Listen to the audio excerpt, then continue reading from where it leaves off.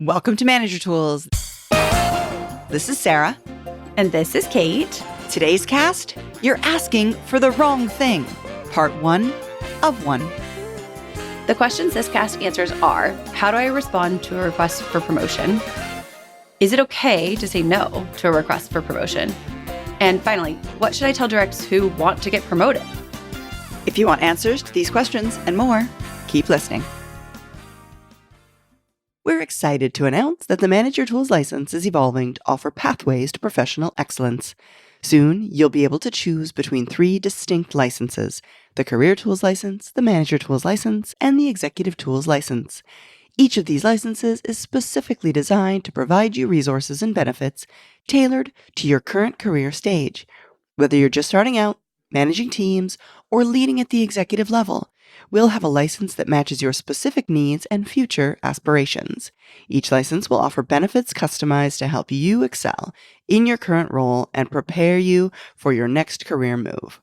For existing licensees, keep an eye on your inbox for emails detailing what's happening, how you'll benefit, and special opportunities to gain even more by renewing your license early. And for those of you who aren't licensees, don't miss out on this chance to supercharge your pathway to professional excellence. Join us as a licensee now to take your professional development to new heights with a license perfectly suited to your career stage. If you join before the transition, you will reap extra benefits. So we're here to talk about directs asking for a promotion.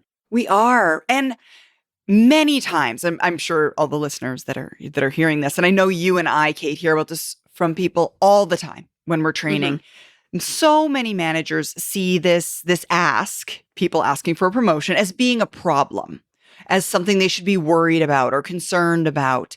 But it's because we know that in many cases, they have to deliver some bad news. Managers don't like delivering bad news, right? Mm-hmm. So it comes with bad news.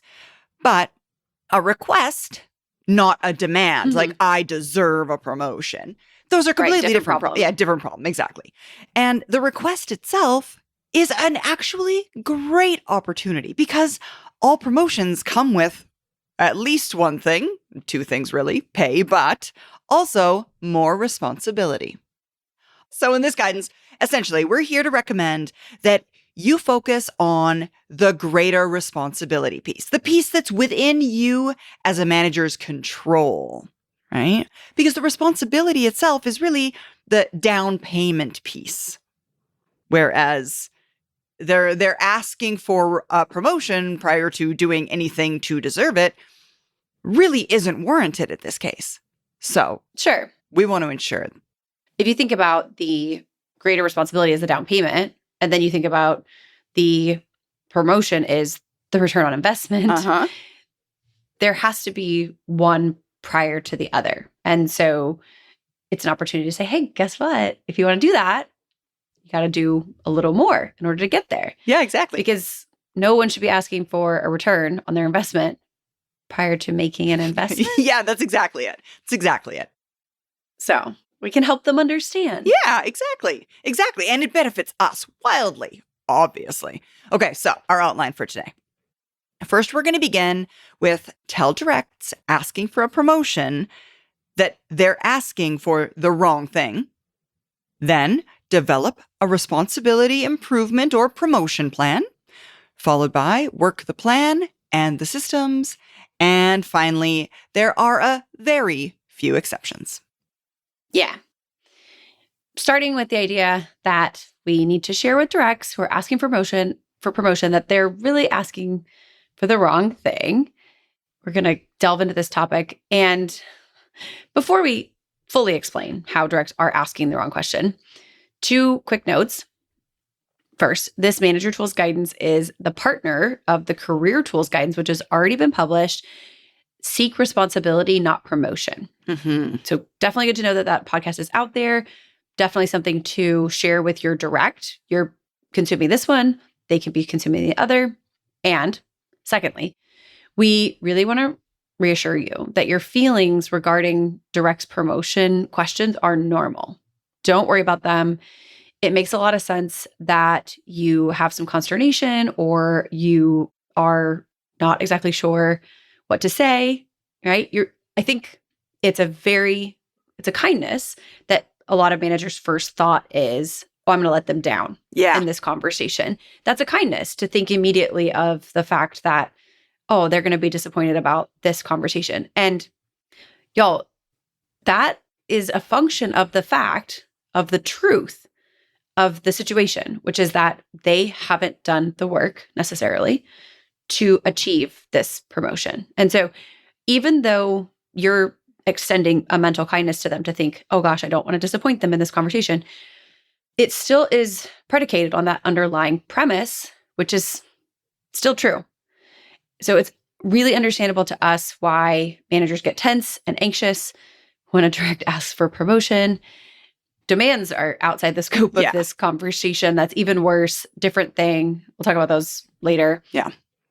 I think, Kate, to me, this feels, the situation, the anxiety, if you will, feels a little bit like the feedback anxiety, right? Managers don't want to give feedback because they're worried of, or they're afraid of hurting people's feelings. Legitimate concern.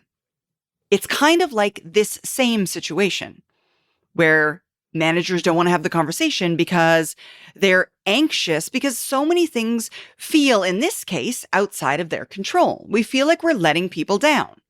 And first off, one of the reasons that we feel like we're letting people down is when you're a manager, let's face it, we know that the ability to promote someone isn't solely our own responsibility. So even if they asked, we wouldn't personally be able to justify or give them the thing that they want. Exactly. I mean, I'm not an audience of one, unless I own the company, which if you do, congratulations.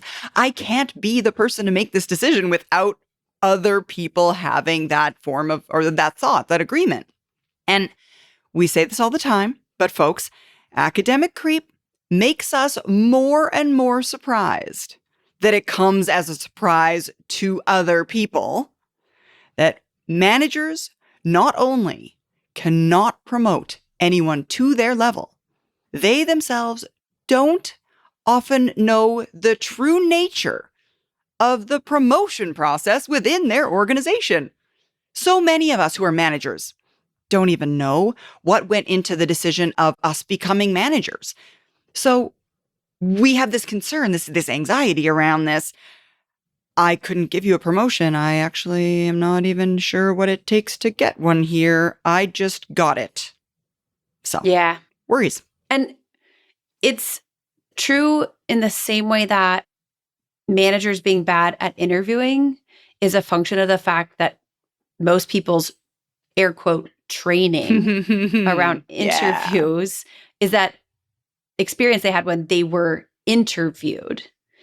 And in the same way that you don't know how to be an interviewer by simply being an interviewee, you can't necessarily know how the promotion process works just having gone through it and received a promotion. It always, in my mind, recalls the situation of how not even promotions, but compensation increases get distributed.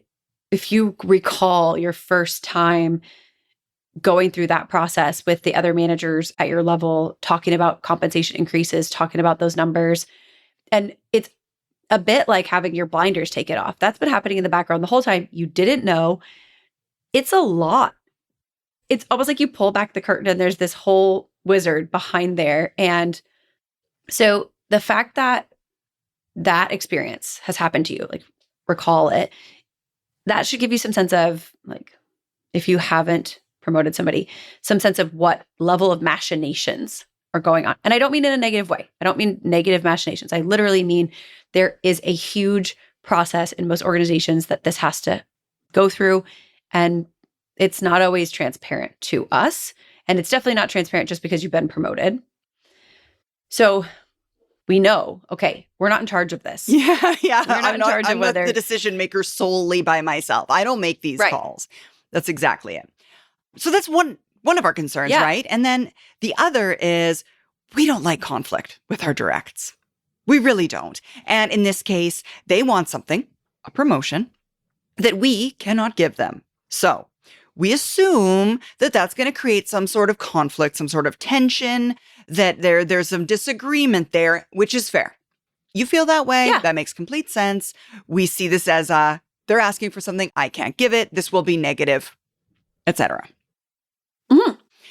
Then there is another reason or third reason that we don't necessarily love these conversations. That is, again, going back to the fact that we honestly don't know how the process works. So when directs ask us why or how, we're going to have to give some politically vague answer or admit to our directs that we don't even know how promotions work here. And we hate to tell our directs that we don't know how something they're asking for works. Yeah. We have really well-regarded guidance about this in our Manager Tools podcast, Horseman's Law of Uncertainty. Mm-hmm. And I can tell y'all, it's really freeing to say, I'm so sorry, I don't know. Mm-hmm. Please listen to the podcast. And if in that moment you don't know, man, that my experience pretty recently with the politically vague answer is a continuation of a series of questions that all have the same base answer, which is, I don't know. I don't know. I don't know. Mm-hmm. So please listen to the podcast. And you can also admit to your directs that you don't know. By the way, they know you don't know some stuff. Maybe they don't know that you're unaware of this. They do know you know less than you could. It's okay. You're just admitting what is A, true, and B, obvious to them. Yeah. I actually say when we're training managers, oftentimes, when we're talking in the Effective Manager Conference, I often say to them, your success as a leader will never come down to, do you know the answer to every question you're asked live in front of an audience 100% of the time? Because of course you don't. Why would you know all the answers right now? You know what? Don't know. I'm going to have to look into it. I'll get back to you. It's a perfectly acceptable answer in the vast majority of the cases. Use it. Use it. My other thought about that is, how would you be able to know everything? Because things change. Yes, exactly. Even if you knew yesterday, it could have changed overnight. You don't know. It's okay not to know. There's other reasons that this conversation feels full of tension to us. And in our experience, these are the three big ones. If you felt one or all of these reasons, you're normal. Congratulations. Welcome to the club. We've been coaching managers, executives for more than 30 years, like 100-person years when you put us all together. Mm-hmm. And these are widely shared concerns, thoughts, and feelings across the vast majority of managers. As we've tried to help you overcome, and as we've mentioned, nobody trained you, and you're not obligated to just magically know stuff. Mm-hmm. Imagine if software developers or chemical engineers were hired without any training. They'd be as good at their jobs as managers are at managing, which is sad, but also hopefully a little bit reassuring, partially because the sky isn't falling. If you weren't trained as a manager and your team is still doing pretty well, hey, good news. It can get better. It's not the end of the world. Again, it's normal. You're normal. Yes, exactly. You're totally normal. This is completely normal. And folks, we hope it'll make you feel better that while you don't know the answer to their question, what is simultaneously true is they are asking the wrong question. Mm-hmm. When a direct asks for a promotion, they're putting the cart before the horse. Kate mentioned it earlier. They're asking for a return before they make an investment. They're essentially showing their lack of knowledge about virtually all promotion processes and how this whole thing works. And we said in our podcast, Seek Responsibility, Not Promotion, that you've got to start with the investment part. Mm-hmm. They're asking for the return before the investment. So you don't have to feel bad that you don't know stuff. They also clearly don't know stuff.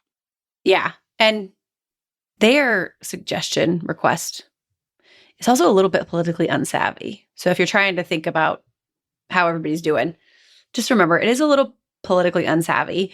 When directs, and we've said this before, when directs make a naked ask for promotion, most bosses hear that as a selfish or ignorant request. And okay, I can give us ignorant, but in some cases, if this is the first time your boss is hearing it from you, it does come across as you wanting a reward without having done the things that deserve the reward. Directs may not mean that. They may not mean for it to come across that way. And remember, communication is what the listener does. The fact is, different jobs exist in your organization to gather together different responsibilities. Jobs and titles do not exist to aggregate authorities.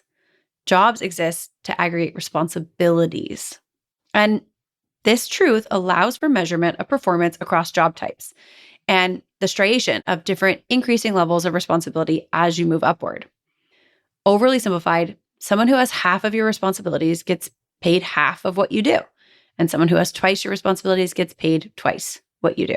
That's exactly it. So promotions are not really about people's careers or primarily about one's pay, even though I would suggest that's what most people are thinking of when they think of a promotion. Higher pay level, more significant titles are a result of increased responsibilities, not the cause of them. You don't jump up a level and then get the list of chores. You do the stuff and then you get the title. Also, this is funny to me because in a lot of places now, especially that I've been talking to recently, they get to make up their own titles. So confusing. Not helpful and super fun for them, I guess. I've been in California a lot. The pay associated, it should be noted, with a promotion is not because of the title. It's because of the increased responsibilities. Mm-hmm. That's exactly it. That's exactly it. So they're asking the wrong question in a very convoluted, kind of a confusing way. People aren't even sure essentially what they mean when they're asking for promotion because it doesn't just come with money, and that might be what they're thinking is involved. Folks, when a direct asks for a promotion, especially to you, someone who doesn't and cannot control a promotion at your level of the organization, what they should really be asking for instead of a promotion is really more responsibility.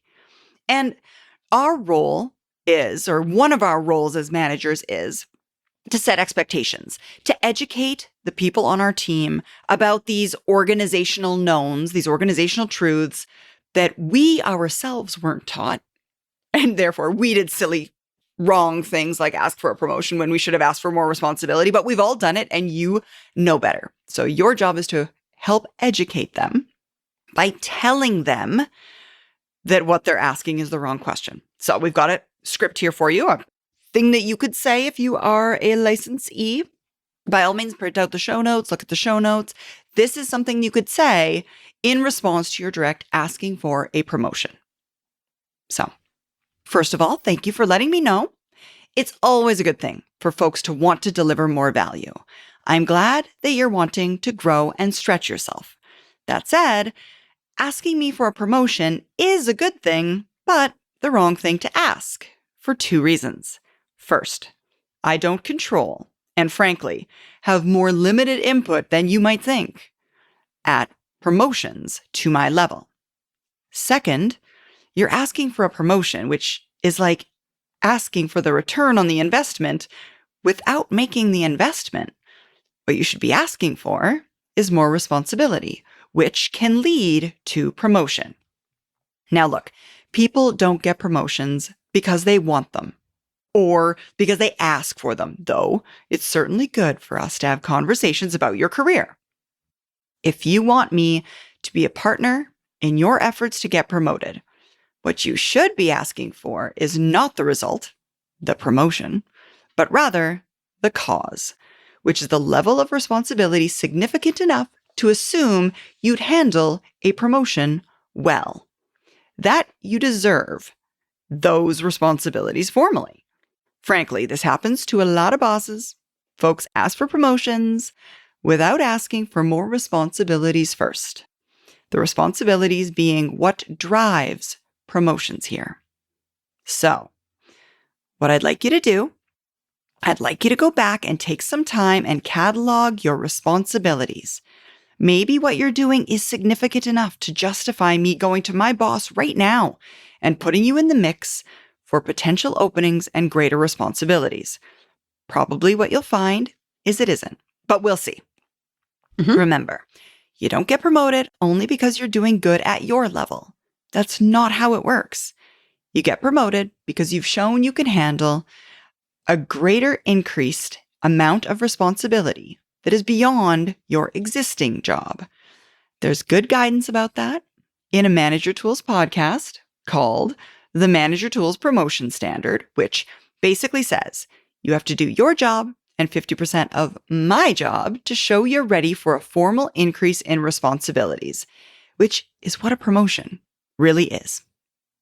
Ooh, so much learning in that. I know. So much learning, so much teaching. Again, if you're a licensee, you're going to want to find the show notes. Yeah. And get a copy of that for yourself so that there was a lot of words there. Essentially, there was a lot of words there. Don't try and transcribe them by hand. Just become a licensee. It'll be so much easier for you. I don't know about y'all, but the Olympics has me thinking about upping my game. New skills, personal discipline, and goodwill are all on my mind. Maybe you're having a similar experience. If so, one of our trainings might be for you. Unless, of course, you're an athlete. We can't help with that. We are hosting professional training on August 20th and 21st in Columbus, Ohio for management and communication skills. If Columbus isn't near to you, we're all over the country this fall talking about how to do your best at work. You can sign up for one of our events, including Columbus, August 20th and 21st, online at manager-tools.com/training. So we are telling them a little bit about how it works. We are educating them in that moment. And we're also asking of them to go out, assess their responsibilities, assess their workload. The next step then is to develop a responsibility improvement/promotion plan. Once your director agrees that they need to work with you to get you the performance and potential data that you need to be able to show your boss and maybe HR and other leaders, it's time to develop a plan. Y'all, do not create their plan for them. If it's their promotion, they should have skin in the game about their plan to achieve said promotion. We will cover this in more detail in future guidance. At a high level, it's a simple 2-part process. Delegate to them more of your role. Rely on the 150% rule, 150% rule, which is 100% of their job and 50% of yours. And I don't mean concurrently, y'all. Don't freak out. This is not a bandwidth equation. This is a question of, are they capable of 50% of the responsibilities at your level? Again, not at the same time necessarily as 100% of their job. Exactly. Although to that standard. Although some people are capable of that, I would suggest. Some people, their capacity limit is higher. It's rare. So, okay, delegate to them more of your role, 150% rule, and lay the political groundwork above you regarding their performance growth, which means start communicating outside of yourself that this is happening, that they're working, that they've got this plan, that they're moving towards it. We strongly recommend our Career Tools series, Getting Ready to Get Promoted. If you are a licensee, because you wanted to read that lovely script that Sarah read to us, then you can share with your directs the show notes of those casts, which will help you educate them. They can also just listen. Encourage them to do so, listen or read, to help them come up with their basic plan. That's exactly it. And going back to your 2 parts, Kate, there are 2 things. Again, your direct is coming up with a plan. You, the manager, have 2 pieces, right? The 1, delegate them more of your role.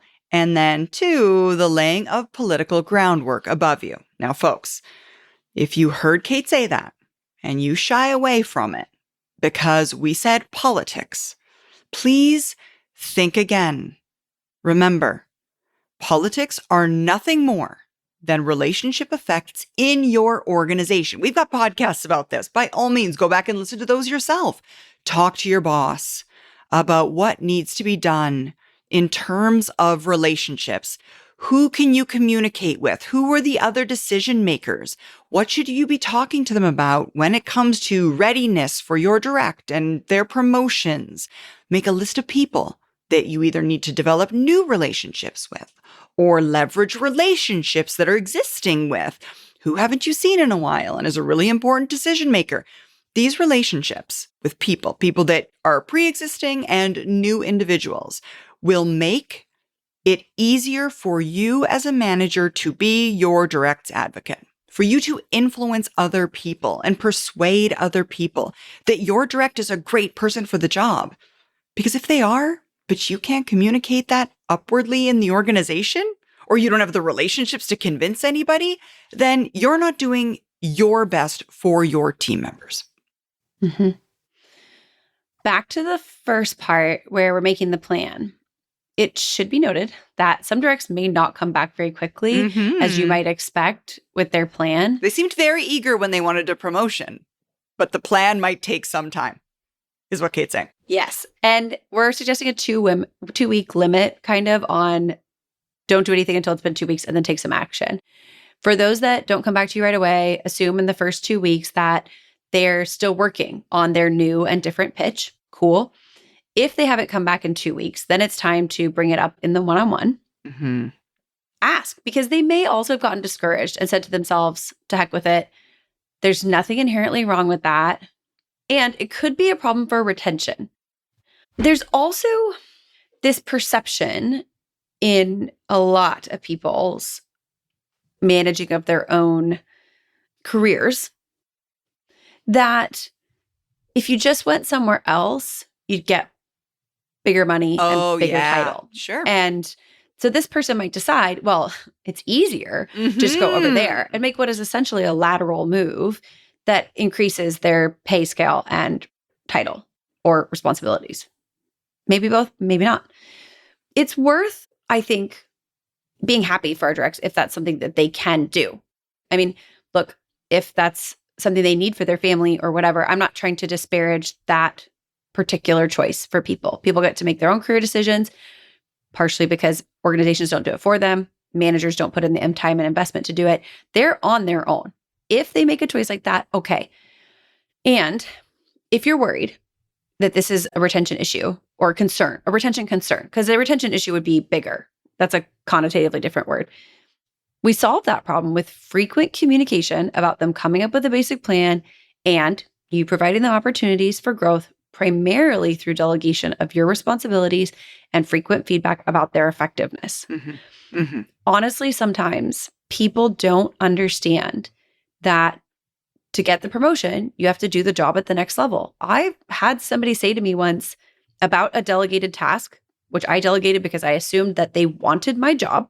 I honestly thought this person wanted my job. So I delegated a thing to them and they said, this feels like busy work. In my mind, busy work is when you are given work to keep you doing things that doesn't actually hold value. This work was not that. I could see how someone might not find it to be the most exciting, super fun, cool thing. Not everything we do is exciting and fun, although one might think it is. Yeah. I mean, it looks super cool, I suppose. And I remember thinking to myself, if you believe this is busy work, you don't want my job. Yeah, you don't understand my job. You may believe you want my job. If you don't like this, you will not like my job. And maybe you still want it. Okay, that's cool. It's these delegations, it's these pieces of work that you have to understand. And I would suggest the things that keep the lights on often feel like busy work. Yeah. And let's help them understand what's going on. Oh my gosh. You make such a good point that isn't really the topic of this cast, but I talk to managers about this I apologize. all the time. As a manager, if you continue to be manager of other people, you will often, whether outwardly or you will perceive that people want to be a manager one day. You'll have people on your team say, I want to be a manager one day. I want to be somebody's manager. I could be a manager. I could do your job. You owe them the ability to do your job with training wheels before they sign the document that they are someone's manager. Because you're going to hear many people say it. And sometimes you're going to think to yourself, oh, no, you don't. You are responsible, manager, for delegating them enough pieces of your job so that one of two things happens. One, they start to realize what being a manager means and what it looks like and what those jobs are. And they decide, oh, no. All I really knew is make more money. And I don't think I'd be making enough money to have to put up with this busy work. So that outcome, or the other outcome is by the time they become a manager, they know exactly how to do it. That would be great. That would be great. Maybe you give them a bunch of stuff and you're wrong and they learn new skills and it changes your mind about their capabilities.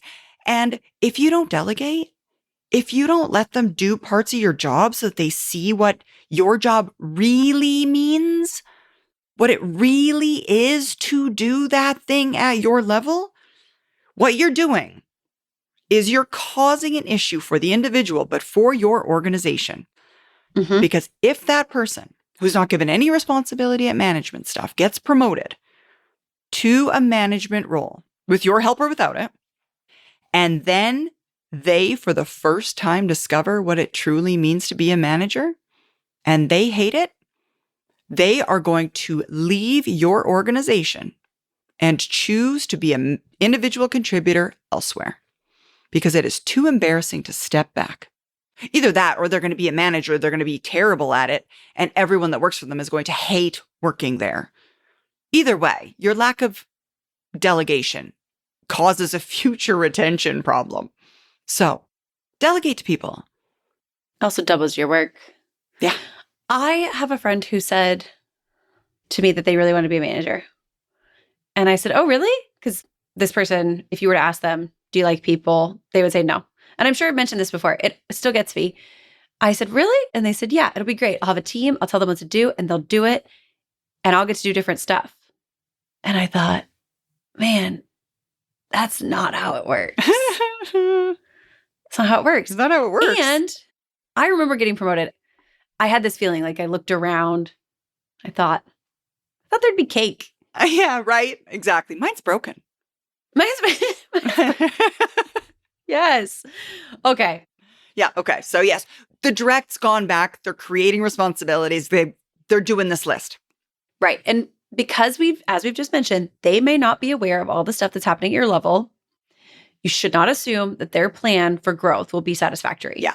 Honestly, how could it be? How would they know? They don't know about all the stuff you do. They've already shown, again, not really their fault, that they don't understand the process if they came to you with this question. And if they don't understand the process and they don't understand your job, they don't understand a lot of stuff. Yeah. As well, we should be explaining to them that part of the process for them, not just for you, is building and growing relationships with necessary influencers. So it's twofold. And there's this underlying lack of full knowledge of the things that are happening, which of course we also suffer from. So we're being cognizant of that and we're giving people the grace around it because we would like to have some grace around not knowing everything as well. Exactly. Hopefully, though, they bring you a plan. And essentially what Kate's saying is you're totally going to have to help them with it. So they're going to bring you a plan. It might be less than ideal. So collaborate with them on it. Show them what they missed. Work with them on a timeline for new responsibilities, the easiest of which will, because you control it essentially, the easiest of which is your delegations to them. And make sure you explain that individual performance alone is not sufficient. The organization must also have a need to fill a promotion at the level to which they want promotion. Right. It might not be open. Yeah. A job's not going to be created for them to do something at your level, very likely, that they're going to create this whole new team because, this new individual contributor is ready. They want to be a manager. I guess we'll just spin up a new team because if we don't promote Kate, she'll leave. That's not how it works, folks. Imagine this huge machine under the ground and somebody says we need to make a promotion. The whole machine has to get to warm and it's not ready. It's been silent. It doesn't know. It's been sleeping. Yeah. And now you have to kick it. It needs oil. I mean, y'all. Yeah, it takes both things, folks. Too many people early in their career don't know or don't understand that it's not just about the individual's readiness for promotion. The organization must have a position to put them into. So do yourself a favor. Make this point to them very early on. And not when they've finished all that collaboration with you. And now they have this expectation because this Mhm. plan's in place. Well, they've got like a 6-year plan or whatever it is. Pretty soon they're going to be a manager and they're going to be once again disappointed. So don't do it. Very early on, set these expectations so that they don't think, oh, I just have to fulfill this plan and then I will be promoted immediately, magically. It doesn't work that way. Yeah. Once you've gotten the request, it's really valuable if you don't know what you'd like to know about the process, the influencers, et cetera, that you talk to your boss. Mhm. Find out what you need to know that you don't know. Find out the answers to your questions. It's really okay to not know. Your boss has been there before. They didn't magically achieve their level and suddenly know all these answers. So it's totally okay not to know. Organizations aren't good at educating people on these processes. Your boss has been through this before. It's not okay to not do what you can to help a willing and able direct so that they can grow, especially because there's a chance that increased responsibilities are retained and it doesn't necessarily lead to a promotion, which could still mean that your group has increased output and performance even without creating a new position. I think of team leads, for example. Sometimes team leads are a stopgap for the fact that we don't necessarily have the funds or we don't necessarily have the position, et cetera. There isn't necessarily just one box to check here. There's not just one path to take. And your boss, probably having existed a little bit longer or gone through more steps, will be able to talk to you about that. And again, remember, part of this is about getting people ready to know that this person is promoted or promotable. And that starts with your boss knowing. Yeah, exactly. So just asking these questions will help your boss to know that you have this thing coming, this potential future promotion, potential future increase with this person, which could be great. Your boss might say, oh, good, you're going to give them a bunch of stuff. Great. Here's some stuff I need help with. And then you're extra awesome. That is exactly it. Okay, so then the next piece of our guidance, just a little bit getting ahead of ourselves, work the plan and the system. Now, again, we're going to lay out this piece of the guidance in more detail in future guidance. This guidance here is really getting ahead of ourselves. It's really only about teaching the lesson that they've asked for a promotion, not the responsibility growth that leads to a promotion. Mm-hmm. There are a very few exceptions. We do want to cover them. The first is someone of whom you think really highly, which for now we'll simply identify as someone who's your number 2. Mm-hmm. She who acts for you when you're on vacation, etc. In this case, you've probably already started delegating. For the most part, you'll be educating them on the political process while continuing to delegate for growth. This is kind of a similar situation, and it's almost like you're a half step in to the process. You've already begun the scaffolding of the process. And so now we will just continue down the path. And now you know what the next step is. It's really similar, really. It's just different enough that we assume that you've had different pieces of the conversation. And so we want you to understand that in order to flesh out this entire thing with your number 2, there are some other bits to share with them, other things that they can do in order to proceed. The other exception is somebody who is simply not ready. Mm-hmm. And that happens. Do them a kindness. Do not be afraid to tell them so. Your willingness to do this will no doubt rest upon your previous effectiveness in giving them feedback so that they know where they stand, previous communications, positivity levels, etc. And even if you haven't done so before, do not put them into a promotion process simply because you haven't told them they're nowhere near ready.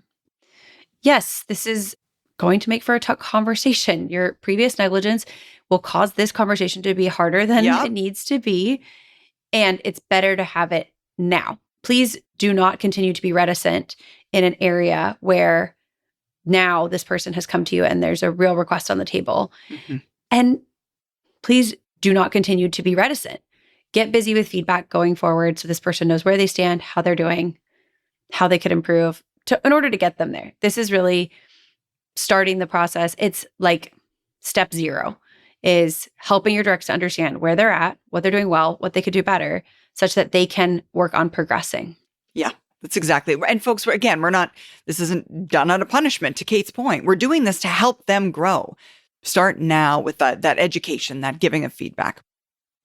As opposed to saying, here's the 3 places where you're falling short, and them saying, oh, I didn't know that. Yeah, exactly. Well, I'm ready for a promotion over here. So, I mean, I've done everything I need to. And you're like, no, you haven't.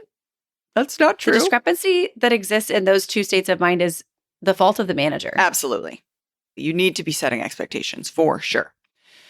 All right. So to wrap it all up, too many directs, not always their fault, want a promotion and ask for one without understanding anything about how promotions work. We as managers have to tell them that they're asking for the wrong thing and help them get responsibilities, which, assuming they perform well, will justify their receiving the promotion they so desire. Thanks for listening, y'all. Thank you, Sarah. Thanks, Kate. That's it for this week, folks. Thank you so much for joining us. Join us again next week for a new topic. Bye, everyone. Bye, gal.